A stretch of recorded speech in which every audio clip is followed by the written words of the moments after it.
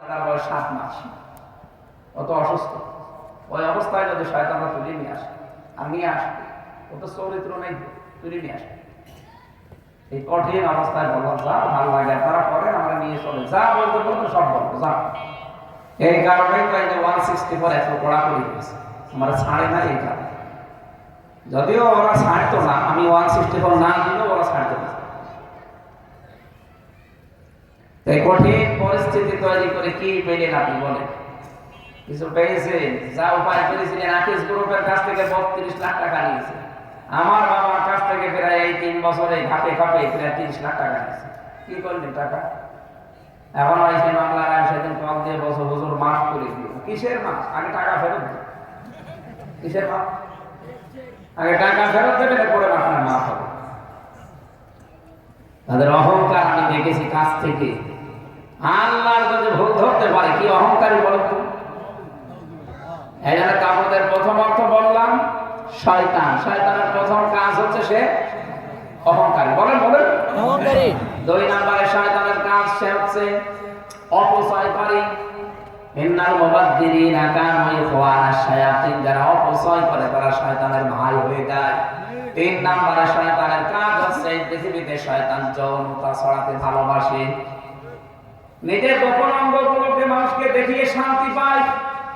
এখান থেকে বাঁচাতে হলে আমাদের মেয়েদেরকে, মাদেরকে, বোনদেরকে দিনের শিক্ষার বিকল্প কিচ্ছু নেই। এটা এই বয়সে দেখেছি বিশ্ববিদ্যালয়ে মেয়েরা সিগারেট খাচ্ছে, লাল পানি খায়। বাঁচাবেন কি করে মেয়েদেরকে? এরকম মহিলা মাদ্রাসায় 3টা বছর 5 বছর আগে একটু পড়িয়ে নেন, এরপরে সেখানে দেবেন, দেন জীবনে ওরা কেউ খারাপ করতে পারবে না। আমি গ্যারান্টি দিলাম, এরকম মহিলা মাদ্রাসা যেখানে কোরআনের শিক্ষা দেওয়া হয়, হাদিস পড়ানো হয়, 3 বছর মাত্র নয় 5 বছর একটু পড়ান, এরপরে আপনি মেয়েকে ডাক্তার বানাবেন, বানান, কোনো অসুবিধা নেই। আপনার মেয়ে যদি ডাক্তার ফাতেমা সিদ্দিকা রাজশাহী এরকম ডাক্তার হয়, ও মেয়ের দ্বারা আপনি সাদগায়ে জারিয়া সওয়াব পাবেন। এটা মেয়ে না, ওইরকম মেয়ে বানাবেন। আপনার মেয়ে যদি হয়, নাম নিলাম না, সারা জীবন গায়ে খাবেন। কথা বলছেন? বিশ্ববিদ্যালয়ে একটা মাস্টার্সে ক্লাস চলছে, আর শিক্ষককে জুতা দিয়ে পিটাচ্ছে ছেলে মেয়ে দুজনে। স্যার বলছে মা ও বাপ আমার ছেলে দিয়ে জীবনে আর তোর ক্লাস নেব না, শয়তান তোকে মেরে ফেল। আমি এই বয়সে এটাও দেখেছি, শিক্ষক অজু করছে আর ছাত্র পায়ে পানি ঢেলে দিচ্ছে, অথচ কেবল আলিফ বা তাসা শেষ হয়েছে এই ছাত্র। ওটা মাস্টার্স করার পরে জানোয়ার হয়ে গেছে অলরেডি, আর এটা কেবল কায়দা এখনো শেষ হয়নি, এ মানুষ হয়ে গড়ে উঠছে। মেয়েদের ভেতরে পর্দার যে বিধান, এটা হয়তো অনেকে জানে না, এটাতে কত বড় গুরুত্বপূর্ণ। একজন মেয়ের যদি বেপর্দা হয়ে যায়, কমপক্ষে 4 জন পুরুষ মানুষ জাহান্নামের সাথে নিয়ে যাবে। প্রথমে নেবে তার বাবাকে, এরপরে তার বড় ভাইকে, এরপরে তার স্বামীকে, এরপরে তার বড় ছেলেকে। বলেন তো এই দেশে যদি দিনের শিক্ষা, মহিলা মাদ্রাসাগুলো না থাকে, মক্তবগুলো না থাকে, কি হবে আপনি ভেবে দেখেছেন? এক একজন মহিলা যদি জাহান্নামে যায়, 4 জন পুরুষ মানুষ সাথে নেয়, তা আমরা কোন জায়গায় যাবো? এটা নিয়ে এটা টিকিয়ে রাখবেন। হয়তো সরকার থেকে এখনো সেরকম কিছু আসে না, এটা টিকিয়ে রাখার দায়িত্ব ইমানদার মুসলমানদের। যেন মেয়েরা সামনে অন্তত ফাতেমাতুজ জোহরার মতো, খাদিজাতুল কুবরার মতো হয়। সম্মানিত মা বোনরা, আপনারা জেনে এসেছেন, বিভিন্ন জায়গায় বসে আছেন, স্বামী যখন বাইরে থেকে আসবে তার জন্য যে ঘরটা নয়েজ মুক্ত রাখবেন, আওয়াজ মুক্ত রাখবেন, একটা শান্ত নির্মল পরিবেশ তাকে দেবেন। খাদিজাতুল কুবরা এই একটা কাজ করার কারণে আল্লাহ তাকে জান্নাত থেকে ঘর বানিয়ে সুসংবাদ পাঠিয়েছে। অথচ খাদিজা জীবনে একত্ব নামাজ পড়েনি, একটা রোজাও রাখেনি, একটা হজও করেনি, একটা যাকাতও দেননি। কাজ করেছে শুধু এইটা, তিনি স্বামীর পেছনে শ্রম দিয়েছেন, স্বামীর জন্য সব প্রচার করে দিয়েছিলেন। যতক্ষণ বাইরে থেকে না আসে, দেওয়ালের সাথে অথবা দরজার সাথে হেলান দিয়ে তিনি ঘুমিয়ে পড়তেন, স্বামীর যেন কষ্ট না হয়। এটা আপনাদেরকে আহ্বান জানাচ্ছি, উনি যখনই বাড়ি আসতেন, নবীজি একটা শান্ত নির্মল ঘর পেতেন, কোনো আওয়াজ নেই। আল্লাহ খুশি হয়ে খাদিজার জন্য একটা আওয়াজ মুক্ত ঘর জান্নাতে আলাদা বানিয়ে তাকে সুসংবাদ দিয়েছি। যারা স্বামীর জন্য এরকম কাজ করতে পারবেন, ঘরটা শান্ত শিষ্ট করে রাখতে পারবেন, আর এগুলো তৈরি করতে হলে তার ভেতরে দিনের জ্ঞান লাগবে। কথা বলে না কেন? আপনার মেয়ে বিসিএস ক্যাডার হতে পারে, বিশ্ববিদ্যালয়ের শিক্ষিকা হতে পারে, ওর ভেতরে দিনের জ্ঞান না থাকলে তার সাথে স্বামী সংসার করে জীবনও শান্তি পাবে না। বহু মানুষকে দেখছি এই ছোট্ট জীবনে। আমি তো বড় না, সবচেয়ে বড় গ্রুপে আছি, আকিস গ্রুপ, নাম শুনেননি? বাংলাদেশে 3 জন ধনী থাকে, তার ভিতরে একজন। তাদের এক একজনের 4টা করে বউ, 2টা করে বউ, 3টা করে বউ। ধনী মানুষ তো, তাদের টাকা পয়সা আছে, বিয়ে তাদের আরো করার দরকার ছিল যদি জায়েজ থাকতো। জায়েজ নেই, অন্তত 4টা পর্যন্ত আছে।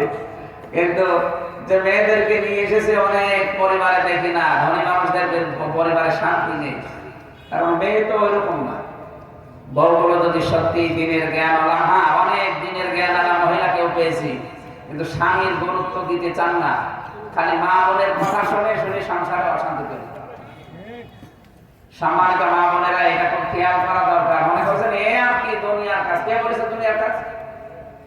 আপনার কারণে যদি স্বামী অশান্তিতে থাকে, কষ্টের ভেতরে থাকে, বড় কষ্টে হোক, শারীরিক কষ্টে হোক, আপনি নামাজ পড়ে রোজা রেখে কালো বোরকা পরে জীবনও জান্নাতে যেতে পারবেন না। এত মর্যাদা দিয়েছে আল্লাহ স্বামীকে। এটা আমাদের উচিত খাদিজাতুল কুবরার মতো স্বামীর সম্মান মর্যাদা দেওয়া। তাহলে ওনার জন্য যদি আল্লাহ একটা জান্নাতে ঘর বানিয়ে পাঠিয়ে দিতে পারে, সুসংবাদ আপনাকে হয়তো দেবে না, কিন্তু খাদিজার সাথে আপনি জান্নাতে থাকতে পারবেন। বলেন, আমরা একটা বয়স মুক্ত, আওয়াজ মুক্ত ঘর চাই না? কিন্তু পাই, সারা রাত সারাদিন পরিশ্রম করে বাড়ি গেলে ঘাও ঘাও ঘাও ঘাও করতে আসে। আর তো এমনি করে না, ওরে পড়ায়, ওর মা আর ওর বড় বোন ওখান থেকে শুধু বুদ্ধি দেয়। মা বোনেরা, আপনি অনেকে মনে করছেন আমি নামাজ পড়ি, রোজা রাখি, কালো বোরকা পরে চলি, আল্লাহ আমাদের জাহান্নামে দেবে। জাহান্নামে দেবে না মানে আপনি জাহান্নামে যে বসে আছেন। ওর স্ত্রী যদি মারা যায়, স্বামী যদি বলে এই স্ত্রী সত্যি আমার মন মতো ছিল, নবী বলে তাকে আল্লাহ মাফ করে দেবে। আমার মনে হয় এখানে এরকম স্বামী খুব কম, যে স্ত্রী মরে গেলে মন থেকে বলবে যে আমার বউ ভালো ছিল। হয়তো লোক দেখানোর জন্য বলতে পারে, কিন্তু ভেতরে ভেতরে বলে যে মরে গেছে, ঠিক হয়েছে, আমি আরেকটা করবো।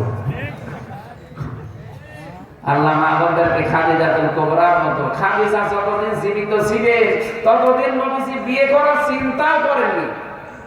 আর আমরা এমন বউ, ও বউ থাকতে প্রতিদিন 10 বার করে চিন্তা আসে, ও মরে না কেন, তাহলে আটটা নেই। কথা বলছে না?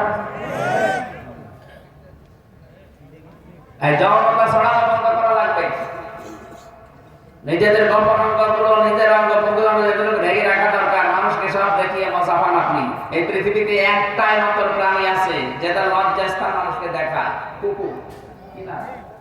এত বড় লেজ, অথচ উল্টো করে মানুষকে দেখায়, যা দেখি দেয়। এই বাংলাদেশে, এই পৃথিবীতে যারা নিজেদের গোপন অঙ্গ প্রত্যঙ্গ গুলো যেগুলো ঢেকে রাখা দরকার, এগুলো যারা আরো উন্মুক্ত করে মানুষকে দেখায়, আপনি বুঝবেন ওটা একটা টাটকা কুকুর। এখন যদি আজকের মাহফিলের যিনি এখানে বসে আছেন, ইনি বাড়ি গেল সালাম দিতে, ওনার বউ যদি বলেন কুকুরের বাচ্চা, ওনার রাগ হবে? হ্যাঁ, এই যে ইমরান সাহেব, এনাকে যদি এখন বাড়ি যাওয়ার পরে বলে কুকুরের বাচ্চা, রাগ হবে না? না না, জ্ঞানী মানুষ হলে রাগ করার কথা। চিন্তা করবো যে আমার বউ তো শিক্ষিতা, একটা ধার্মিক নেই, ভালো বংশের নেই, এ কোনোদিন আমার মুখের উপরে মুখ তুলে কথা বলে না, আর আজকে আমার কুকুরের বাচ্চা বলে গালি দিবে। অবশ্যই এর জিনে ধরেছে। কিসে ধরেছে? এর জিনে ধরেছে, বলতে ধরেছে। তাছাড়া তো গালি দেওয়ার কথা না, আমার তো গালি দেবে না। আপনার বউ স্বাভাবিক থেকে অস্বাভাবিক হয়ে গেলে যদি আপনার এই মনে হয় যে জিনে ধরেছে, যৌনতা ছড়ানো কাজ হচ্ছে শয়তানে। আপনি যখন দেখবেন যে আপনি যৌনতা ছড়াতে ভালোবাসেন, আপনার ভালো লাগে, মনে করবেন আপনি আর মানুষ নেই, শয়তান আপনাকে দখল করে ফেলেছে। শয়তান আপনাকে জাহান্নামে নেওয়ার জন্য অলরেডি হাঁটা আরম্ভ করেছে, এক্ষুনি থামবে।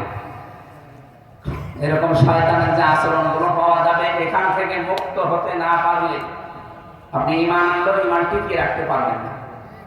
এই জন্য আমাদের উচিত হচ্ছে, আমরা যদি ঈমান আনতে চাই, ঈমান আমরা তো পেয়েছি, ঈমান আনতে চাইলে এই সমস্ত বিষয়ের সাথে মুক্ত হয়ে সম্পর্ক ছেদ করে ঈমান আনা লাগবে। কখনো এটা ছিড়বে না। আল্লাহ আমাদেরকে এরকম ঈমান আনার তৌফিক দান করেন, আমিন। ইন আত্তাবিউ ইল্লা মা ইউহা ইলাইয়া, আমাদের দায়িত্ব আমরা যতটুকু পাই এটা পৌঁছিয়ে দেই। নবী বলেছেন আমার পথে যেটা ওহী হয় আমি শুধু এইটা